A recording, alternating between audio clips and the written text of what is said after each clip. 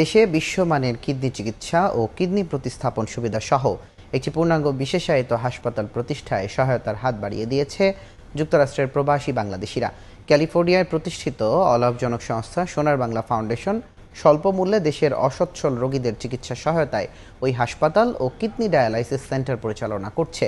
এ লক্ষ্যে লস অ্যাঞ্জেলেসে তহবিল সংগ্রহ করা হয়েছে। ক্যালিফোর্নিয়া থেকে লস্কর আল মামুনের রিপোর্ট। সারা বিশ্বে কিডনি রোগের চিকিৎসা দীর্ঘস্থায়ী ও ব্যয়বহুল। রোগীদের নির্ভর করতে হয় নিয়মিত ডায়ালাইসিস কিংবা কিডনি প্রতিস্থাপন, এই দুই ধরনের চিকিৎসার উপর। বাংলাদেশে কিডনি রোগীর সংখ্যা দিন দিন বাড়ছে। সরকারি ও বেসরকারি পর্যায়ে পর্যাপ্ত ডায়ালাইসিস সেন্টার না থাকায় চাহিদার তুলনায় সেবা পাচ্ছে না রোগীরা। তার উপরে মোটা অঙ্কের খরচ বহন করা নিম্ন আয়ের মানুষের নাগালের বাইরে।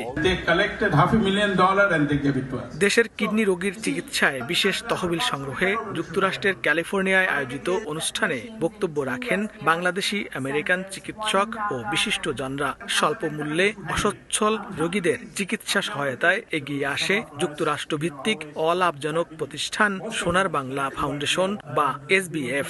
বেশি সংখ্যক সেন্টার স্থাপন করে রোগীর সাধ্যের মধ্যে ডায়ালাইসিস সেবা নিশ্চিত করতে এরই মধ্যে 21 জেলায় 23টি সেন্টার স্থাপন করেছে সংগঠনটি।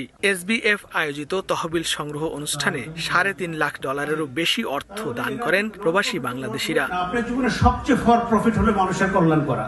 ঢাকার মহাখালীর ডেডিকেটেড কোভিড হাসপাতালে কম্প্রিহেন্সিভ কিডনি কেয়ার সেন্টার স্থাপন করতে যাচ্ছে সোনার বাংলা ফাউন্ডেশন। আগামী বছরের ফেব্রুয়ারির মধ্যেই কিডনি রোগীদের জন্য স্বল্প মূল্যে ডায়ালাইসিস সুবিধা ও বিশ্বমানের চিকিৎসা সেবা দিতে 50 শয্যার ডায়ালাইসিস ইউনিট চালুর আশাবাদ ব্যক্ত করেছেন সংস্থাটির কর্মকর্তারা। এ পর্যন্ত আমেরিকার প্রবাসীদের সাহায্যে বাংলাদেশে 21টা জেলায় 23টা ডায়ালিসিস সেন্টার করেছে আমরা, এবং আজকে এলেতে ফান্ডরেজিং হচ্ছে।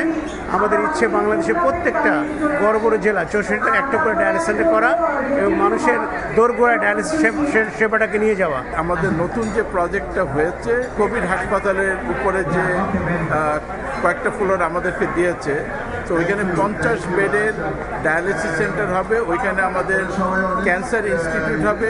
2009 সালে ক্যালিফোর্নিয়ায় প্রতিষ্ঠিত SBF দেশের স্বাস্থ্য পরিষেবায় ক্যান্সার, কিডনি সহ নানা জটিল রোগের সাশ্রয়ী মূল্যে চিকিৎসা সেবা দিচ্ছে। পাশাপাশি একটি নার্সিং ইনস্টিটিউট পরিচালনার মাধ্যমে দক্ষ মানব সম্পদ তৈরি ও কর্মসংস্থানে সহায়তা করছে সংস্থাটি। লস্কর আল মামুন, সময় সংবাদ, ক্যালিফোর্নিয়া, যুক্তরাষ্ট্র।